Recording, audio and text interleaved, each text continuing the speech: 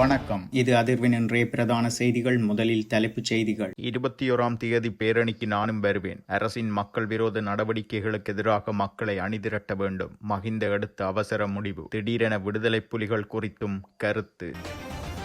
திருகோணமலை புத்தர் சிலை விவகாரம். சபையில் பல விடயங்களை தெரிவித்த ஜனாதிபதி அனுர புத்தர் சிலை நிறுவப்பட்ட இடத்தில் பௌத்த விகாரை இருக்கவில்லை எனவும் கருத்து. දැන් තවත් නටන්නේ නෑ මම මේ කියන්නේ දැන් නටන්නේ මොකටද මෙතන තමයි තියෙන ප්‍රශ්නේ අර ජාතිවාදී කණ්ඩායම් මේක දැන් අර අවස්ථාවක් මත වුණා ගිනි තියන්න පුළුවන් හනුමා වලිගට ගිනි තියාගත්තා වගේ නේද පොඩි හනුමා ගිහිල්ලාද කොහෙද சர்ச்சைக்குரிய ஞானசார தேரர் திருகோணமலை விஜயம். போலீசார் மீது பாய்ச்சல். මේ මොන පගරනටද මේ ඉංග්‍රීසි ලාංදේසි පෘතුගීසි திருகோணமலை மகா சங்கத்தினர் நாமல் திடீர் சந்திப்பு.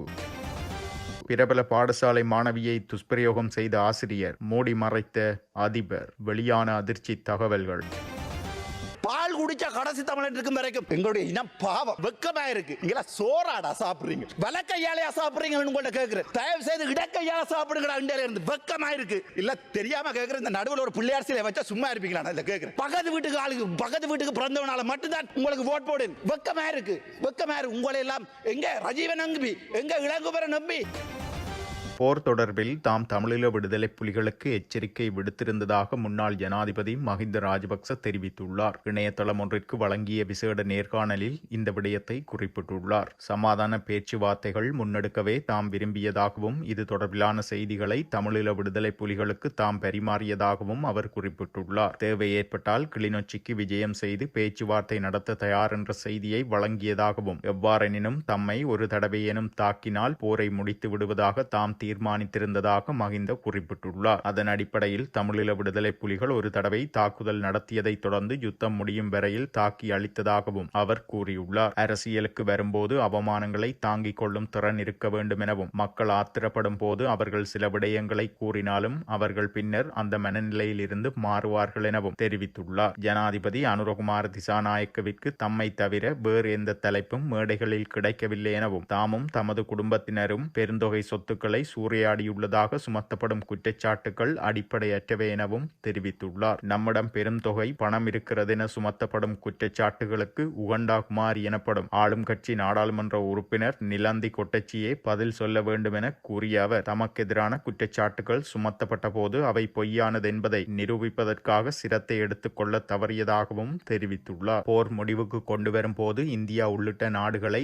தாம் சரியான முறையில் கையாண்டதாகவும் ஜேவிபி கட்சியின் இளைஞர்கள் படுகொலை செய்யப்பட்ட போது தாம் ஒரு இளம் சட்டத்திரணி என்ற வகையில் அவர்களுக்காக குரல் கொடுத்து பலரது உயிர்களை காப்பாற்ற முயற்சித்ததாக மஹிந்த தெரிவித்துள்ளார். நாமல் ராஜபக்ச பாதாள உலக குழு செயற்பாடுகளுக்கு பொருத்தமற்றவர் எனவும் நாமல் பியர் சிகரெட் கூட அருந்த மாட்டார், அவரை பாதாள உலக குழுவில் சேர்ப்பது அந்த குழுக்களுக்கே வெட்கம் எனவும் மஹிந்த குறிப்பிட்டுள்ளார். இது இவ்வாறு இருக்க எதிர்வரும் 21ஆம் திகதி ஸ்ரீலங்கா பொதுஜன பெரமுன தலைமையிலான எதிர்க்கட்சிகள் ஒழுங்கு செய்துள்ள பேரணியில் முன்னாள் ஜனாதிபதி மஹிந்த ராஜபக்சவும் கலந்து கொள்ள உள்ளார். தனது பிறந்த நாளை முன்னிட்டு ஆசீர்வாதம் பெறுவதற்கு கண்டி தலதா மாளிகைக்கு விஜயம் செய்த போது ஊடகங்களுக்கு கருத்து தெரிவித்த போதே இந்த விடயத்தை குறிப்பிட்டுள்ளார்.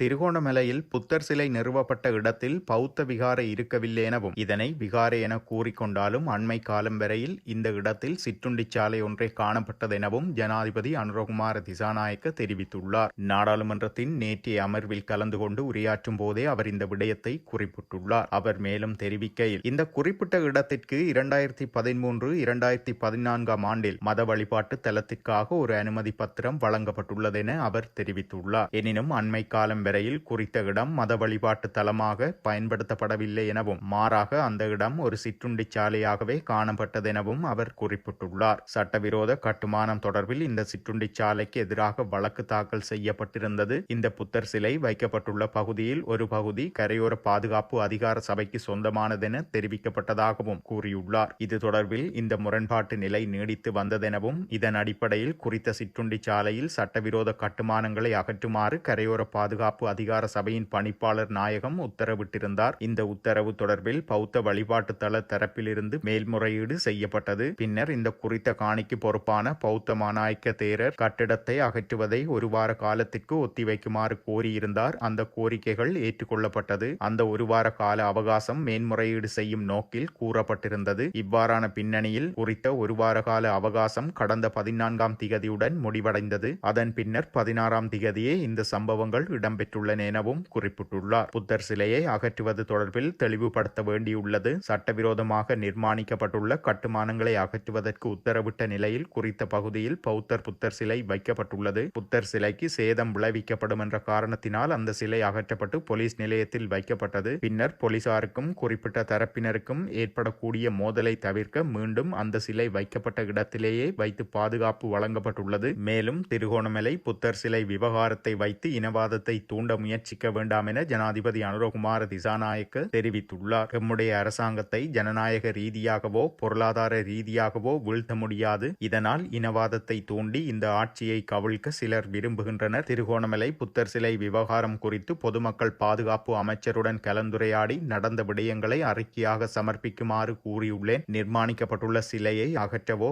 மேலும் கட்டுமான வேலைகளை செய்யவோ அல்லது வேறு எவ்வித செயற்பாடுகளிலும் ஈடுபட வேண்டாம் என நீதிமன்றம் உத்தரவிட்டுள்ளது. எனவே இந்த பிரச்சினை முடிந்துவிட்டது. இவ்வாறு இருக்க ஹனுமான் இலங்கையில் தீ வைத்தது போல தற்போது இந்த பிரச்சினையை இனவாதமாக மாற்றி தீ வைக்க சிலர் முயல்கின்றனர். நாங்கள் இனவாதத்திற்கு மீண்டும் இடமளிக்க மாட்டோம் என உறுதியாக கூறிக்கொள்கிறோம். நான் மட்டுமல்ல, இந்த நாட்டின் பௌத்த மக்களும் அதற்கு இடமளிக்க மாட்டார்கள் என அவர் தெரிவித்துள்ளார்.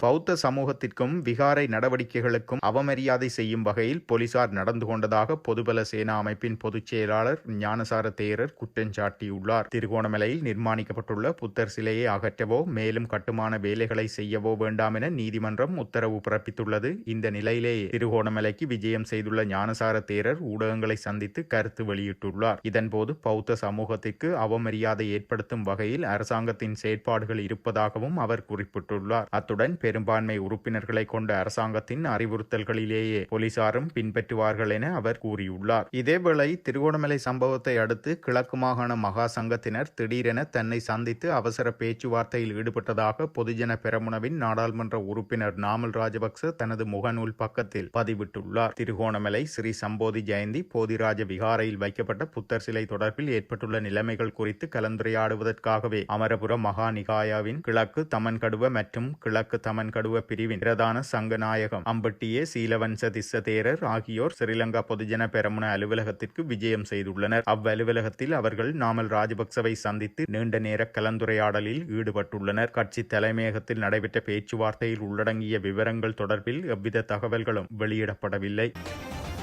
வெக்கமா இல்லையா உங்களுக்கு? ஒரு கணம் ஜோஜ் பாருங்க. ஒரு இனத்தை காத்த தமிழர், ஒரு இனத்தை காக்க போராடிய தேசிய தலைவர் வேலுப்பிள்ளை பிரபாகர் இந்த வரைக்கும் ஒரே ஒரு தமிழன் நான் இதில் சொல்லிக் கொண்டிருக்கிறேன். எனக்கு என்னுடைய தலைவர் கடவுள் கடவுள் கடவுள். நீங்கள் என்ன சுட்டாலும் கொன்றாலும் புதைத்தாலும் என் சாம்பல் எழும்பி சொல்லும் என்னுடைய தேசிய தலைவர். வெக்கமா இல்லையாடா உங்களுக்கு?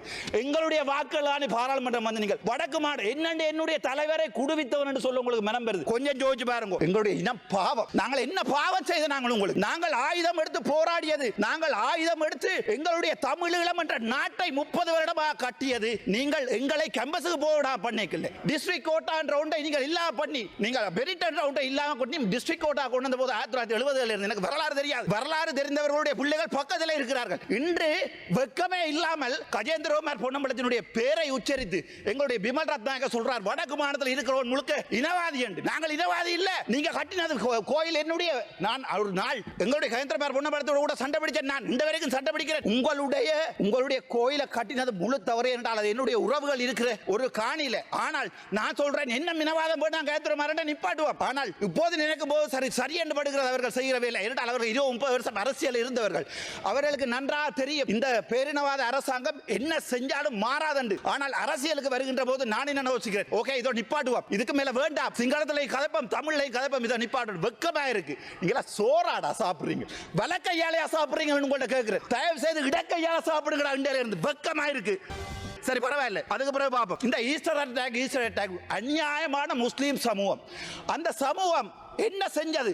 அதுக்கண்டு ஒரு தனிய ஒரு கலாச்சாரம் இருக்கிறது பிள்ளையா? அவங்களுக்கு ஒரு வரலாறு இருக்கிறது பிள்ளையா? அவங்களுக்கு காலமா தமிழனை முஸ்லீமை நீங்க என்ன செய்றீங்க? போட்டு அடி அடி அடி அடிச்சு கடைசியா எங்களுக்கு இல்ல முஸ்லீம் இனத்திலே கொண்டு ஆயுதத்தை கொடுத்தியால் எங்களுக்கு அடியண்டு, எங்கள்கிட்ட தந்தியால் முஸ்லீம் இனத்துக்கு அடியண்டு. கடைசியா ஒரே இனம் பேசுற ரெண்டு முஸ்லீம் இனம் நாங்கள் அடிபடுறோம். ஆனா நீங்க என்ன செய்றீங்க? சத்தமே இல்லாம கிண்ணியாவை எடுக்கிறீங்க. அதுக்கு பிறகு பார்த்தா திருவோணமலையில கொண்டு போய் புத்தர்வியால வைக்கிறீங்க. சும்மா ஒரு பேச்சுக்கு கேட்கிறேன், இல்ல தெரியாம கேட்கிறேன். இந்த நடுவில் ஒரு பிள்ளையார் சிலை வச்சா சும்மா இருப்பீங்களா? இல்ல கேட்கிறேன். அடே நீங்க என்ன அடிச்சு கொள்ளுவீங்களா?